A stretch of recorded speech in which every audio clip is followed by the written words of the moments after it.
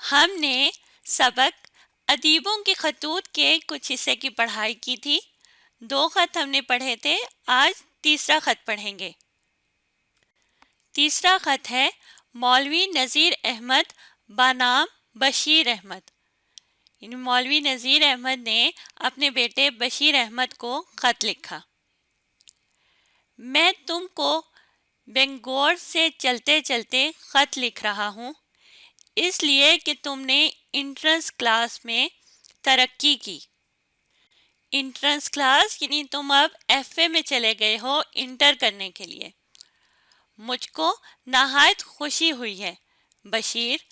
نوکری اور رزق تو مقدر ہے، یعنی قسمت سے ملتا ہے، مگر لیاقت، ہنر، خوبی کو کہتے ہیں عجب چیز ہے، یعنی عمدہ چیز ہے، بہت اچھی چیز ہے، ساری عمر آدمی کو مسرت دینے والی چیز، خوشی دینے والی چیز۔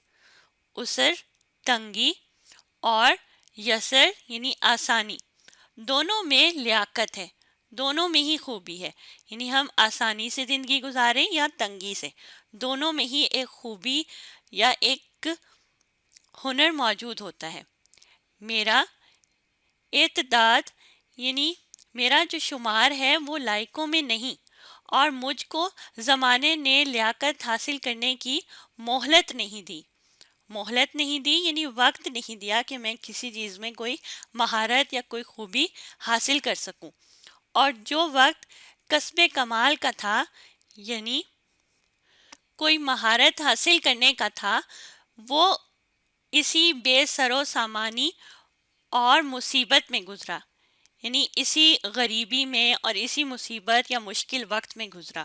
اور اتنا لکھ پڑھ لینا بھی تعجب معلوم ہوتا ہے، یعنی میں نے جتنا پڑھ لکھ لیا ہے، جتنی تعلیم حاصل کر لی ہے، یہ بھی مجھے اب اس پر بھی حیرت ہوتی ہے۔ مگر اس اضطراری میں یعنی اس مجبوری میں جو 2 4 حرف پڑھ لیے ہیں، جو تعلیم حاصل کر لی، پڑھ لیے تھے، میں نہیں کہتا کہ نوکری ان کی وجہ سے ہے، کیونکہ مجھ سے زیادہ لائق جوتیاں چٹکھاتے پھرتے ہیں۔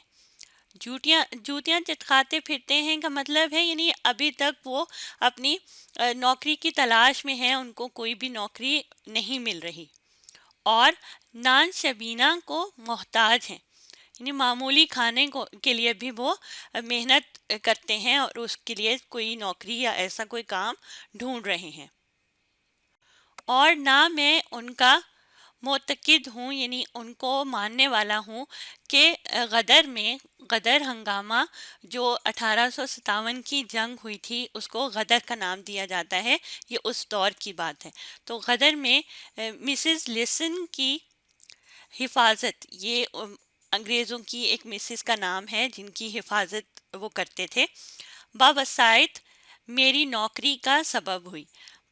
باوسائٹ یعنی اس کے سبب، میں یہ نہیں کہتا کہ میں جو ہے غدر میں نے ان کی حفاظت کی تو اس لیے میری نوکری کی ہی وہ وجہ بنی، تو ایسا کچھ بھی نہیں ہے، اس لیے کہ خود لیسن کی حقیقت معلوم ہے۔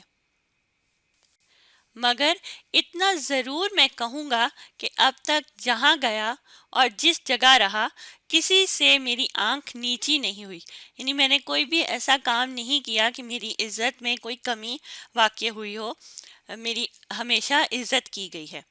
اور مجھ کو اس بات کے جاننے سے ضرور خوشی ہوئی کہ لوگ مجھ کو نالائق نہیں جانتے، یعنی لوگ مجھے سمجھتے ہیں کہ ہاں میں کسی نہ کسی کام کا بندہ ہوں، میں کام کر سکتا ہوں۔ اگر تمہاری طرح مجھ کو ایک امیر باپ ملا ہوتا، اپنے بارے میں وہ بات کر رہے ہیں کہ اگر میرے والد بھی اتنے امیر ہوتے اور تمہاری طرح آسودگی، راحت اور عافیت، آرام، یعنی راحت اور آرام تمہیں ملا ہوتا، تو اس طرح کی چیز مجھ کو بھی حاصل رہی ہوتی جبکہ میری عمر حاصل کرنے کی تھی۔ تو بشیر یعنی وہ کہہ رہے ہیں کہ جس دور میں یا جس عمر میں نے کام کرنا شروع کر دیا تھا، محنت کرنی شروع کر دی تھی، اس دور میں ہی آج تمہیں بہت آسانی اور آرام ملا ہوا ہے، اور تمہیں کسی قسم کی بھی کوئی تکلیف نہیں اٹھانی پڑتی۔ یقین جانو کہ آج میں یکتائے روزگار ہوتا. یکتا کہتے ہیں ایک کو، یعنی میں ایک اکیلا ہی ہوتا جو روزی کما رہا ہوتا. یعنی اگر اتنی آسانی مجھے ملی ہوتی تو میں تو پتہ نہیں کہاں پہنچ چکا ہوتا. کیونکہ شکر ہے میرے سر میں اچھا بھیجا رکھا گیا ہے. بھیجا دماغ، سوچنے سمجھنے کی صلاحیت جس سے ہم سوچتے ہیں. لیکن مرد خدا یعنی خدا کے بندے، جو مجھ سے نہیں ہو سکا تم کرو، جو میں نہیں کر سکا اب تم اس کو کرنے کی کوشش کرو، اس کے لیے محنت کرو. اور یہاں پر ایک فارسی کا مصرع ہے، ایک کہاوت ہے: اگر پدر نہ تواند پسر تمام کنند. پدر کا مطلب ہوتا ہے والد، نہ تواند نہ کر سکنا، اور پسر اولاد کو، بیٹے کو کہتے ہیں. یعنی اس کا یہ مطلب ہے کہ اگر جو کام ایک والد یا باپ نہیں کر سکتا وہ کام اولاد کو کرنا چاہیے، بیٹے کو کرنا چاہیے. رہی نوکری، تھوڑی بہت جو تقدیر میں ہے، جو قسمت سے ہمیں یہ نوکری ملی ہوئی ہے، سو تو کرو ہی گے. یعنی جو نوکری ہمیں ملی ہے یا تمہیں ملے گی آگے جا کر، رزق ملے گا، وہ تو تم کرو گے ہی. مگر اقتضائے ہمت یہ ہے، اقتضائے ہمت یعنی ہمت کا تقاضا یہ ہے کہ آدمی اقران و امثال میں، اقران و امثال ہوتا ہے زمانے کے لوگ، یعنی جو ارد گرد کے لوگ ہوتے ہیں ان میں، دنیا کے لوگ ارد گرد کے، ان میں ممتاز ہو، یعنی عزت والا ہو. یعنی ہمیں ایسے کام کرنے چاہیے، اس طرح سے زندگی گزارنی چاہیے کہ لوگوں میں ہماری عزت ہو. جدھر نکل جائے انگلیاں اٹھیں کہ وہ چلے، عزت سے، اچھے الفاظ میں. جس مجمع میں بیٹھے، یعنی جہاں پہ بھی، جس محفل میں، جس مجلس میں بھی جائے، وہاں صدر انجمن ہو. صدر انجمن کا مطلب ہوتا ہے محفل کا سربراہ. یعنی وہاں پہ بھی تمہیں ہر کوئی عزت سے اور اچھی نظر سے دیکھے. بی اور اے دو حرف عجیب مقبول حرف ہیں. یہاں پہ بی اے کو انہوں نے اور کے ساتھ بالکل تقسیم کر دیا کہ بی اور اے جو ہے وہ دو حرف بڑے مقبول حرف ہیں. مقبول یعنی مشہور الفاظ ہیں کہ جس کو مل جاتے ہیں ساری عمر سرمایہ فخر ہوتے ہیں. یعنی ان کو عزت ملتی ہے، دولت ملتی ہے.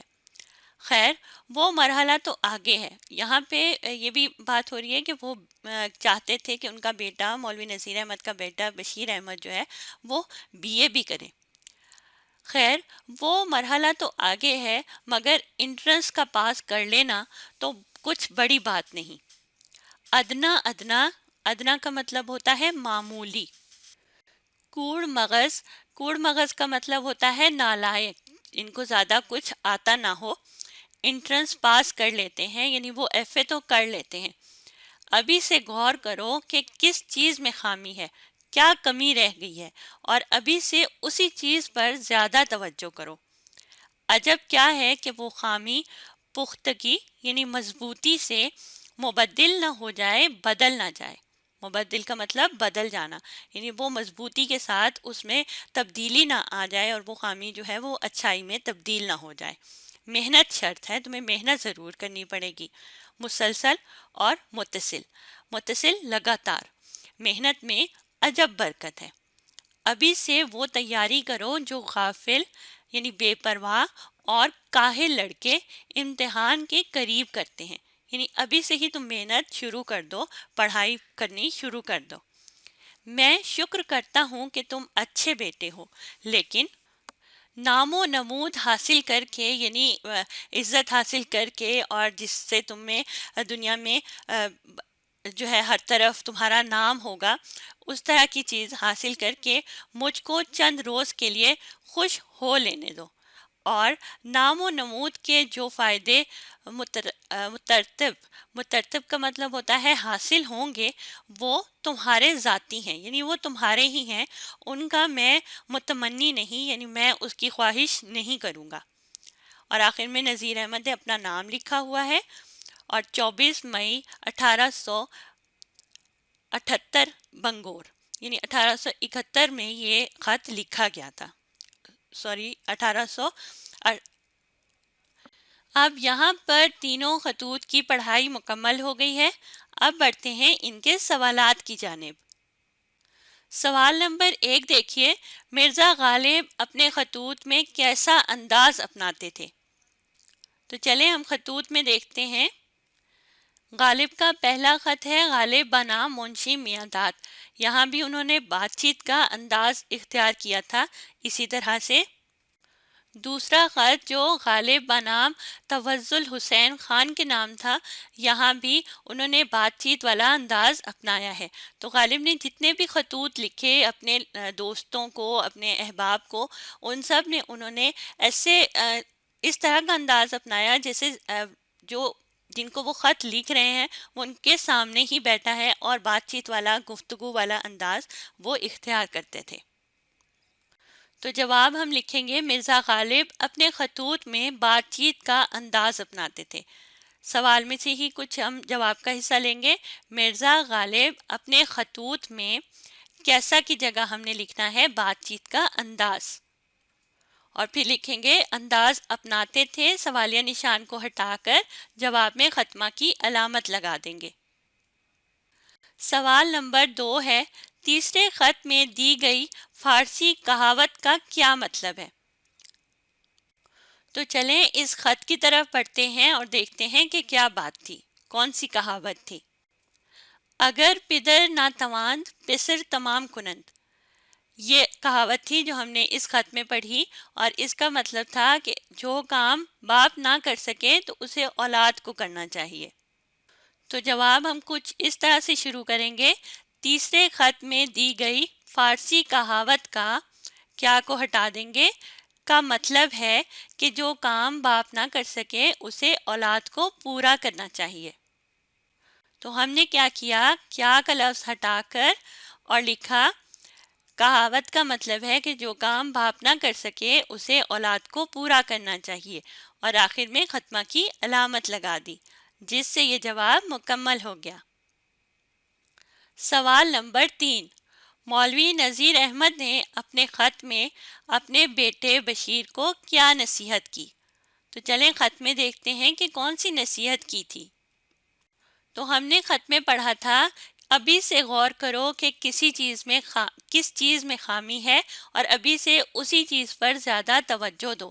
اور اوپر انہوں نے لکھا تھا کہ انٹرنس کا پاس کر لینا تو کچھ بڑی بات نہیں، آگے بھی محنت کرو اور اس سے اپنا محنت کر کے زیادہ سے زیادہ تعلیم حاصل کرو۔